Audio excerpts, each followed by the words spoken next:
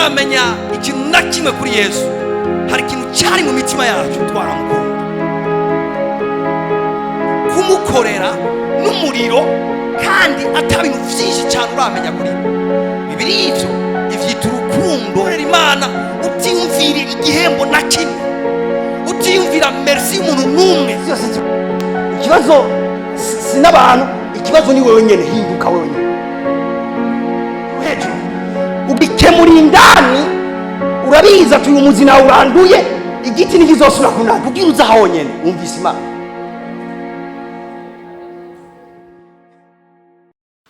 Les hommes spirituels.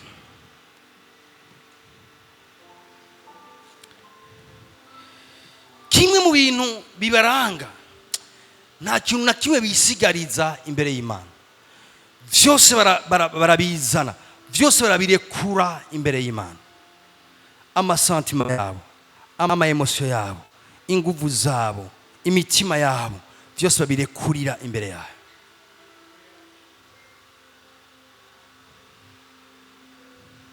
Nyakira, nyakira,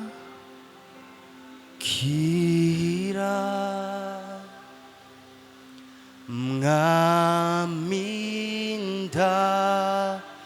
kwihaye, ngomba kono bikimazi.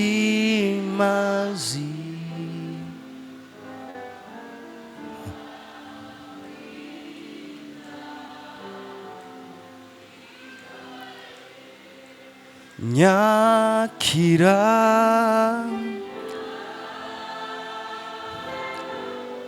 kira, mwami Yesu, mwami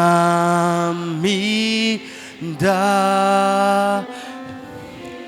Shikana amasantima yawe, shikana amaemosio yawe, shikana inkomezi zawe, shikana ivyiyumviro vyawe,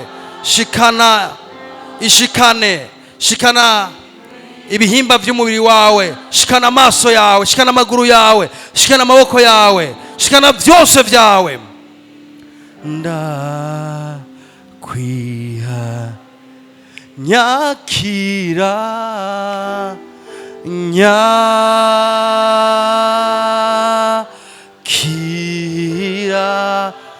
mwami ndakwihaye, mwami ndakwihaye, ngomba kono wikim. Injira mu mashambre yose imitima yacu God, turakwihaye, turakwijikaniye, tugushikana imisha yacu. Mwami nyakira,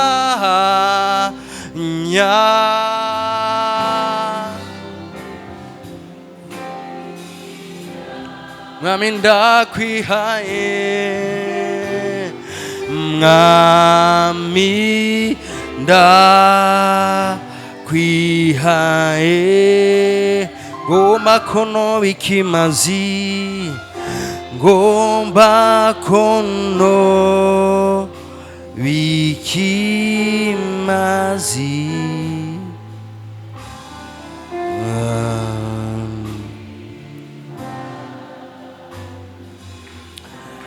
Timote ndangiza ku murongo Timote 6:6 haba ngo ariko kubaha Imana gufatanije no kubumbwa n'ivyo ufise kuvamwe inyungu nyinshi koko.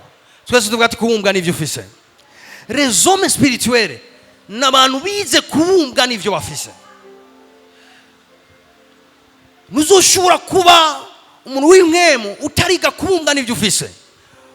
Deke utakaje kubumbwa n'ivyo ufise, uzoca utangura kumunya mubiri biri automatique.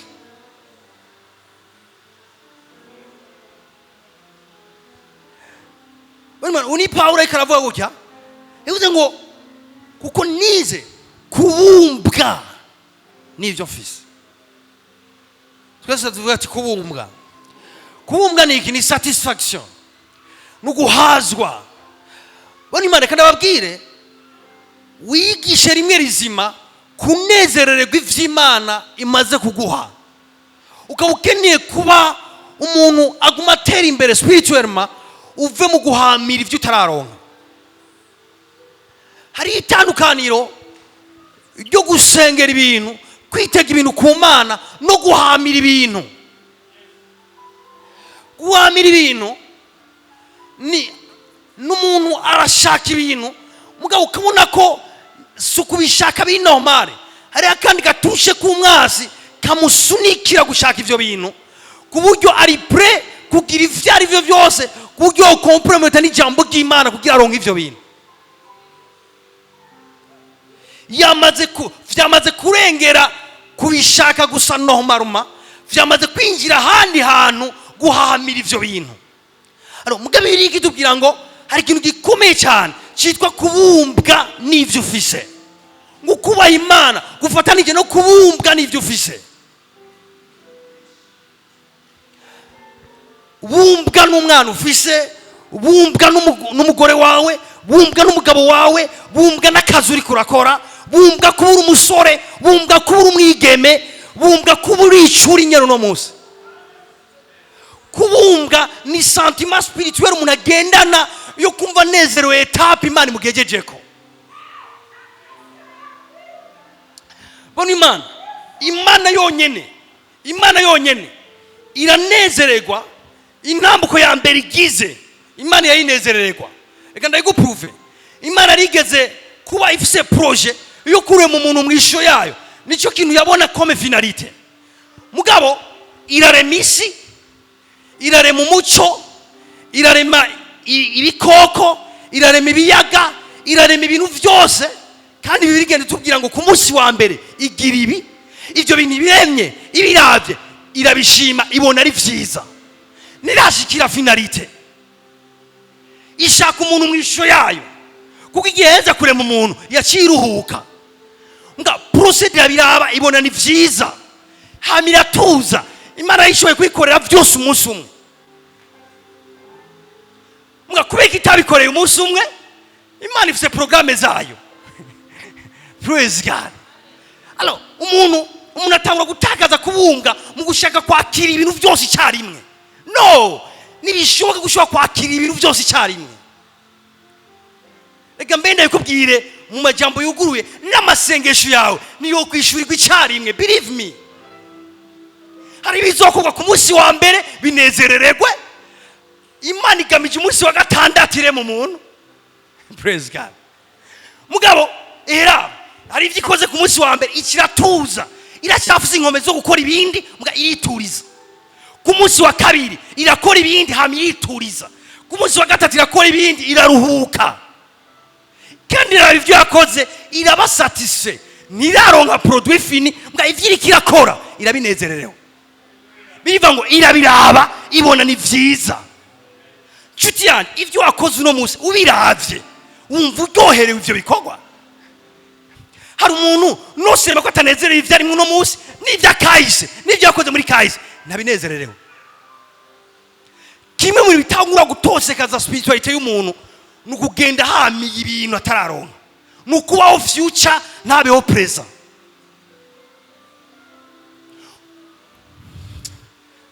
Kaza katalaba kuba utararonka umufasha nibisubwa ko masengesho yawe yose yoca turuna kumufasha gusa. No, nezererwa ubusore bwawe. Paulo niko yandike Timoteyo ati, Timoteyo nezererwa ubusore bwawe uzorongora n'ivyo muga nezererwa ubusore bwawe. Ati mbere kandi niyagira umuntu akugaye iyo etape ugezeko bazoshime ni waba umugabo kuri iyo etape ugezeko bakunezerererwa ubusore bwawe. Urazi gituma iyo atangura kugira uruhagarara kuko ari umusore ministeri ya chifa. Uruhagarara ni ikintu kibi cyane, utegeza kwiga kunesha uruhagarara rw'ivyo utararonka. Nesha uruhagarara rw'amasengesho utarishugwa, nesha uruhagarara rw'ibintu Imana yakubwiye utarabona, nesha uruhagarara rwavyo.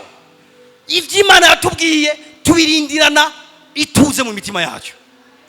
Bivuga ngo mubumbwe n'ivyo mugeze kuno munsi. Vuga ati ndanezererewe aho ngeze, ndanezererewe ivyo mfise, ndanezerewe ivyo nkora, ndanezerewe aho ndi, ndanezerewe n'ico ndi. baho preza yawe, baho ivy'Imana yaguhezagije uno munsi, bahantu hagaze uno munsi, nezererwa ivy'Imana yaguhaye ubu nyene. Ivyejo uzobinezerwa niba bishikako, mgabantu unezererwa ibinyene uri kuno munsi, bizogufasha kugendana n'Imana no kuguma mu bucuti bwiza n'Imana. Kimwe mu bitangura kwica urukundo rw'Imana mu mitima y'abantu nukuguma bahamiye ibintu hatarashikira. Aguma yuzuza ibintu ndumumiliyarderi, miliyarderi andorari. Brother, ejo uzoba frisse. Ejo uzoba frisse ndabikubwiye. Ejo tuzogufata utagisenga ndabikubariye. Kuko ahantu reka ngo mefate ko ari ivy'Imana yakubwiye. Ivy'Imana yakubwiye birafise ama etape bizoca kugira uzobishikira. Sokre rero nukubanza kunezerwa ama etape nuko rugendo muri kumaragendana n'Imana. Ivyo bikunaniye ukaguma gusuvuga ngo ndikiriya nzoshikira biriya nzokora biriya nzogira yo brother, uzogwa muri découragement. Vuga ati ndanezererewe ivy'Imana yashikanye ko. Nezererwa ivyo ufise no munsi.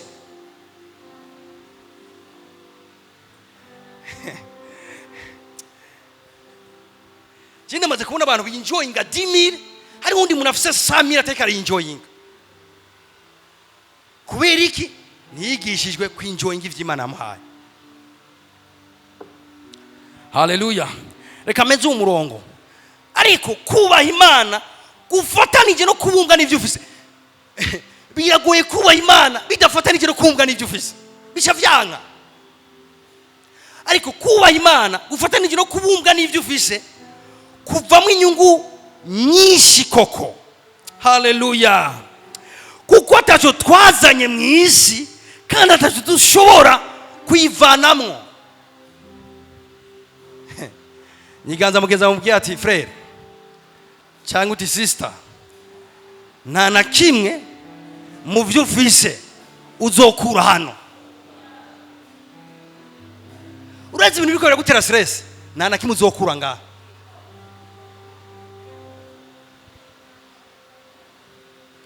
N'ibintu byagusubije gusenga ku Imana, nta na kimwe uzokura hano kuri nose. Hari abantu bavyibagira nane, hari abantu bavyibagira. Bari kubakubwira ati ubaka inzu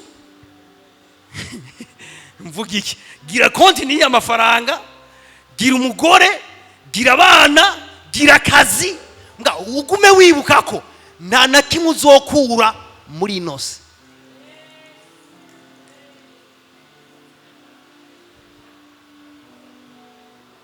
Ubu bitahuye ntushobora gutakaza umwanya.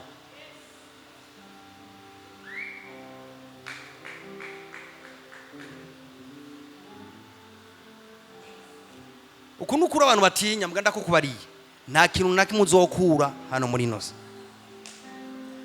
Oya basi ndakubagije nanje, urabuze umuntu mumaze guherekeza kuri anterema, wabonye yatwaye bingana gute? Apene ikoti imwe ya noir canke ya bra n'ikirato n'isocks imwe na sengri imwe, kimwe gusa niba murenza kimwe nabyo nyene ntabitwaye, biza gusigara hajya nabitwaye navyo nyene. Bano ndikunda gushaka wanzu uruhuke. Simvuze ko ari bibi kuronka ibintu, ntunyumve nabi. Mugabo ndikunda gukura mu guhamira ibintu uzosiga ngaha mwisi. Hari igisumbi ibindi. Hari ikiza imbere y'ibindi.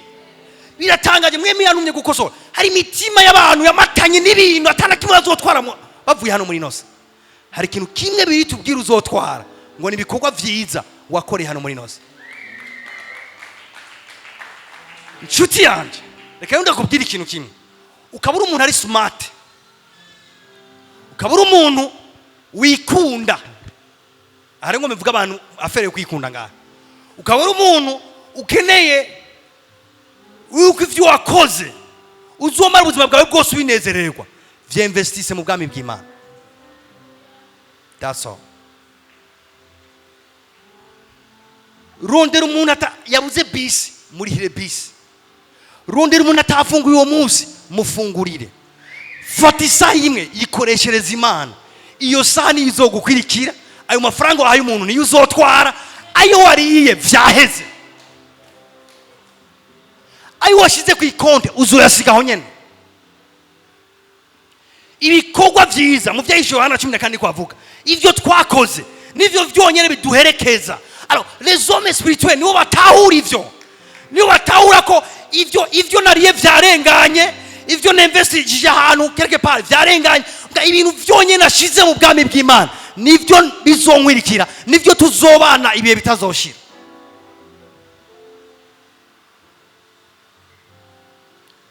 Umwanya udakoreye Imana upfuye ubusa. Inkomezi ziko zikorera Imana ziko ziratakara. Ubwenge butariko burakora Imana buriko buratakara. Amafaranga atariko arakora Imana ariko aratakara. Umuntu atariko arakorera Imana ariko aratakara n'ivyo vyose. Praise God. Ndi muri classe abantu bakuze. Amen. Ndi muri classe abantu bakuze mumbwire amen. Voilà. Naningamije iki? Naningamije kubwira ngo kugira bikunde wishikanira Imana n'umutima wawe wose. Icyambere umutima banza ukure ku bintu uhamiye, ubumbwe n'ivyo ufise. Wizere ibimbere mugabo unezerewe ivyo ufise. Umuntu w'imwemu wenyene yemera kugendana n'Imana ikamuforja, ikagendera muhindura, ikagendera iramukora, ikagendera mugira ukishaka. Wenyene bishoboka kwakundisha Imana umutima we wose, ubwenge bwiwe bwose, n'inkomezi ziwe zose.